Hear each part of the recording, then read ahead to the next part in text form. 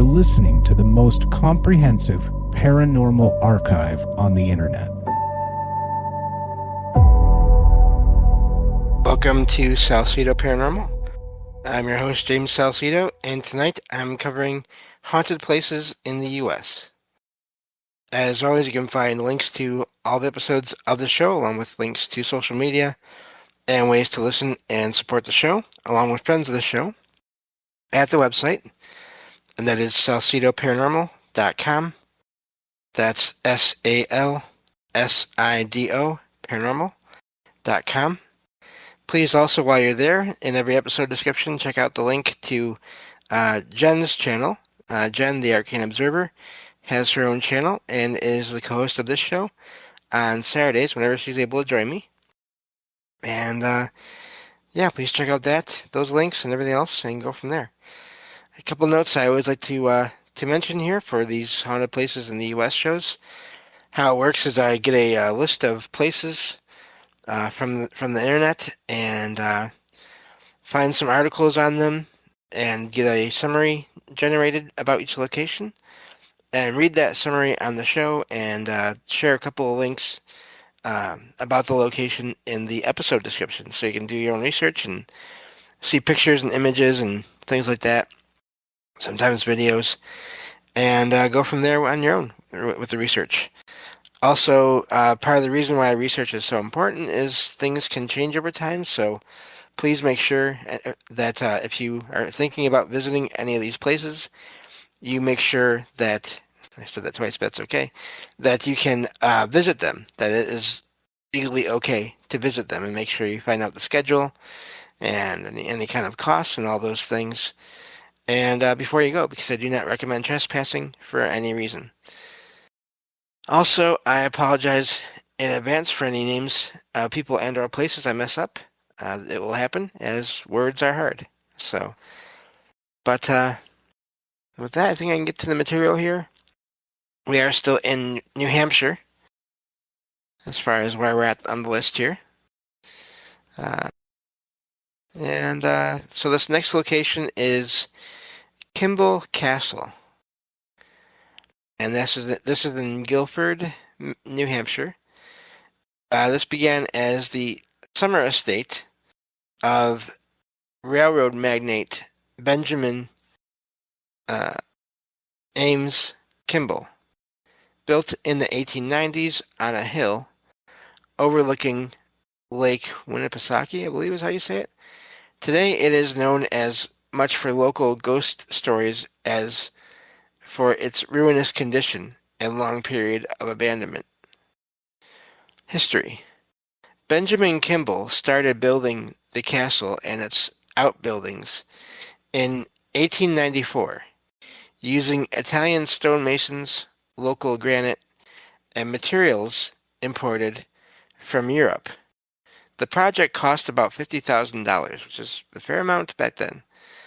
He used it as a summer estate until his death in 1920, and the property later passed to his family, including Charlotte Kimball, whose 1960 will left the land to be managed as a wildlife preserve and sanctuary. After the intended preservation funds went missing, the property entered years of legal and administrative struggle, vandalism, and disrepair. The town of Guilford eventually became trustee in 1981. Conservation land and trails were created on most of the original acreage, and the castle itself remained on a privately owned 20.1 acre parcel posted as no trespassing. Haunting claims. The haunting side of Kimball Castle is based on reported experiences rather than verified paranormal evidence. Okay, but that's still experiences. Anyway, a New Hampshire haunted house listing says visitors and wanderers have reported cold spots, apparitions, strange lights, and other eerie phenomena on the grounds. And I apologize for the sound. you're hearing in the background, that is a lawn care company. But anyway, these reports fit the castle's atmosphere, a decaying historic structure, a long history of abandonment and restricted access that has fueled local legend. Some regional paranormal coverage has also described it as a haunted site, and the castle has been a frequent subject of ghost hunting interest. Present condition. The site was listed on the National Register of Historic Places in 1982, but it was later condemned as unsafe and closed to the public. In August of 2025, it suffered severe fire damage and was described as a total loss, with demolition likely necessary. So again, this is why I mentioned at the start of each of these shows that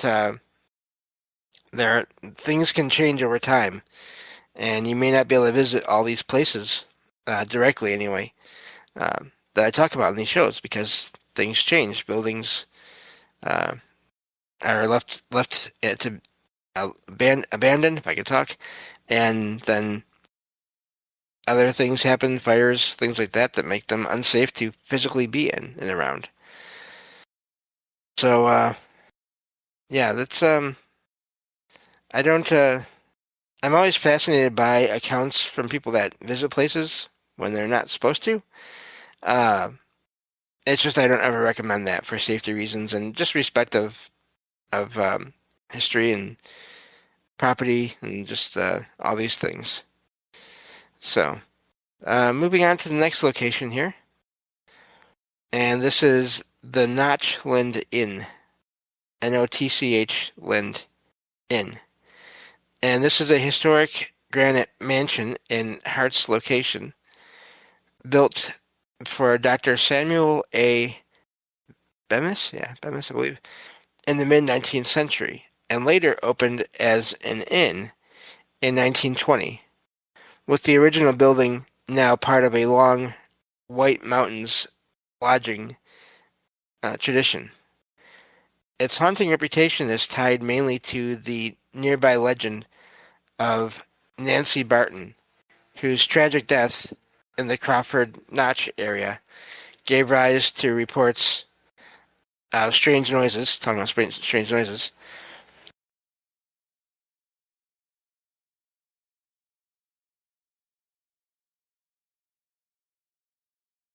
One moment, please. Okay. Strange noises, apparitions, and other unexplained happenings around the inn and the surrounding woods. History. Dr. Samuel A. Bemis, a Boston dentist with a strong love of the mountains, began spending summers in the area in the 1820s and later built the stone house that became the Notchland Inn in 1851. The mansion was constructed from granite quarried on the property and remained associated with Bemis and then the Moray family after his death in 1881. The house was first opened to the public as Inn Unique in 1920 and later became the Notchland Inn, which still operates as a historic lodging property. The strongest ghost story attached to the inn is Nancy Barton, a young woman from the late 1700s who, according to local legend, died in a snowstorm while trying to reach a faithless lover. Her story is remembered in nearby place names such as Nancy Brook, Nancy Cascades, Nancy Pond, and Mount Nancy, and her grave can be reached near the inn. That close physical connection is why the inn is often included in Crawford Notch ghost stories, or lore, rather than treated as an isolated haunted house story. Reported activity. Reports connected to the inn include the sense that someone else is present, flowers or items appearing where they were not expected, writing on mirrors, that's always fascinating, and occasional apparitions of a woman. Some accounts place these experiences in guest rooms, while others link them to the grounds and woods around the property. The most famous recurring detail is the tombstone, or plaque, in the inn associated with Nancy Barton's story, which helps anchor the legend to a tangible object. The local setting. The Notchland Inn sits in Crawford Notch, an area already dense with White Mountain history, early travel routes, and folklore.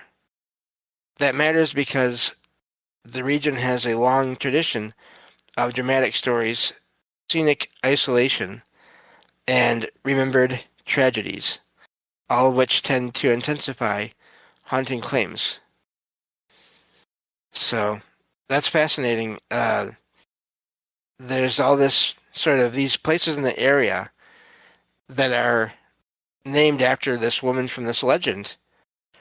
And then there's a apparition of a woman seen in this inn, but again, I'm wondering how they connect it, if they even do, because I mean, this is just a general overview of the location. So, but it's always fascinating to me how you get these experiences and then these legends, and they're so often automatically connected when I think it'd be safe to say it's probably hard to know for sure that the woman apparition seen at the inn is actually Nancy. Unless you're there and you have the experiences and you get a feeling, again, from whoever this is, that that is the case.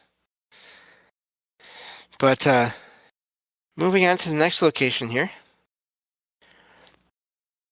This would be the Hilton Inn. And I lost my spot.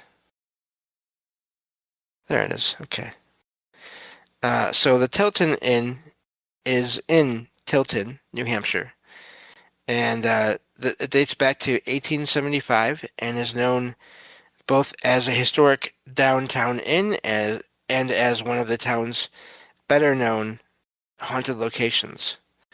Local and inn sources say the building burned down 3 times over the years, and its ghost story centers on a 12-year-old girl named Laura, who is said to have died in one of those fires and remained there over the years, but what was ever. History. The inn's own history page says the original inn was built in 1875 and hosted notable guests such as Thomas Edison and Henry Ford. The same source says the building burned down 3 times over roughly a century, which is part of why the present structure reflects so much change over time. A review from online in 2018 also describes it as a 10-room historic inn built in 1875. Haunting lore. The most repeated legend is that Laura, a 12-year-old girl, died in a fire in the Sanborn room. I believe I've heard this before somewhere. Probably a paranormal, either podcast or TV show. And now appears to remain tied to the inn. Reports place her in the Sanborn room, the restaurant, and the entrance area, with accounts of glasses rattling and objects being knocked off shelves. One 2025 local news story said the inn has had reports of spontaneous closing doors, apparitions of children, and unseen hair stroking. That's not creepy at all. And it linked the site's reputation to 2010, there we go. TAPS investigation featured on Ghost Hunters, that TV show.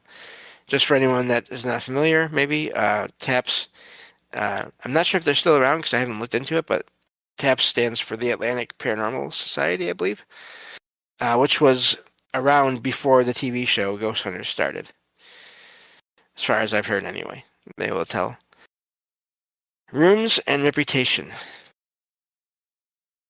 The Sanborn Room is widely described as the most active or most haunted room, and some guests specifically book it for ghost hunting interest. The inn's website says the room is known as Laura's Room, which reinforces the legend around that part of the building. Even so, the property is still an operating inn with rooms, a pub, and a restaurant, so the haunting is part of its appeal rather than a reason it is closed. Historically, the inn is straightforward, a late 19th century lodging with a long local presence and multiple rebuilds. The haunting site is based on local tradition, guest reports, and paranormal investigation lore. So it's best understood as folklore, and reported experience rather than verified fact. That mix of documented history and ghost story is exactly what makes the Tilton Inn such a classic New England haunted site. So that's where that one ends. And again, hotels, restaurants seem to be common places for paranormal activity in general. So, but yeah, there's a lot there as far as just the history of it. And fascinating that they have this legend associated with this little girl. But then they said there's apparitions of children, as in plural, I'm wondering. So I wonder what that is, what is the cause of that. But anyway, I think we can get at least one more location done here in this episode. Next we'll go to the Alton Town Hall in Alton, New Hampshire. This is a Romanesque revival brick landmark completed in 1894 for just over $15,000 with an 85-foot tower and a Thomas E. Howard clock. It has long served as the town's civic center and at various times also housed fire and police functions, a jail cell, a library, a bank, and an auditorium for plays, movies, dances, and graduations. So it must be a good-sized building. Okay. History. The town's official history says the current town hall was built in 1894. The tower rises to 85 feet, and the building remains in use for administrative and offices and other municipal functions. Architectural historians describe it as a standout public building in the Lakes region, designed by A.T. Ramsdell and built by G.H. Proctor and Son, with a formal dedication in May 1894. Its central location on Monument Square makes it one of the village's defining buildings. Haunting reports. The haunting stories focus on unexplained footsteps, voices in empty rooms, furniture being moved, and activity in the basement or tower. One common local legend says a former janitor's spirit haunts the basement, while another story points to a strong outdoorsman or woodsman ghost as the source of moving chairs and other mischief. There are also reports of a childlike figure on an upper floor and a woman seen on the stairs, though these are folklore-style accounts rather than documented evidence. That's okay. This has probably come through already. Like, most of you that listen to me know this. But not everything is going to happen right in front of you with you prepared to document it every time. Probably most times. So I have no problem with folklore-style accounts, reports, being taken into consideration as probably possibly real, just because they're not documented evidence. Anyway, how the legend grew. Excuse me. The building's age, large brick structure, clock tower, and former uses for jail, police, fire, and public events all make it feel well suited to ghost stories. A town hall that once held an auditorium, basement jail, and busy municipal offices naturally creates lots of a late night atmosphere and local memory and legends from legends to attach to. That's likely why it keeps showing up in ghost hunting articles and paranormal retellings. So that's where that one ends. And let's see here. I think we're going to skip the next one here because it's a longer one. There's a lot there. And next time we'll be starting New Jersey. And the first location we have here is actually the Pine Barrens, which I've heard about through a lot of different things on paranormal shows and all these things. So just a sort of a teaser for next time, there's going to be talk about just not just apparitions, but possible creatures or cryptids in the area as well. And we'll go from there. And these kinds of areas, I believe this is one of them, where there's multiple, and it seems like there's a lot. You just have to look into it more to find out. These areas where there's multiple types of anomalous things happening. In other words, there'll be areas where apparitions or figures are seen, or voices are heard, and also creatures or cryptids, Bigfoot, other beings, are seen or heard. And then there's also reports of stuff in the sky, lights, even craft sometimes. And you have these places where there's multiple types of things going on. That is fascinating to me because, again, why? Why does it happen that way? And so I think we'll be getting into that more in the next episode here, but just keeping that in mind as we go into it.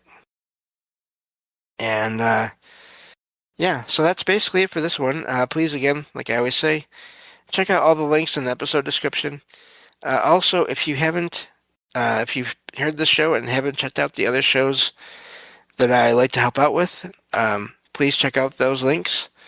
Again, the shows I sit in on a lot would be Anything is Possible, which has a Sunday night show called Beyond the Possible. That's, of course, through Ricky, who has been on this show a couple times, and I sit in with him on his Sunday shows. And also, of course, Troubled Minds Radio. I'm there often as well, and yeah, it's always a lot of fun to talk with everyone. And this last Sunday, as I'm recording this, I was able to share some of these, not these, experiences from my files from over the years here on that show, and that was a lot of fun. So, but thank you all for listening, and I will talk to you all next time on Salsido Paranormal. Take care.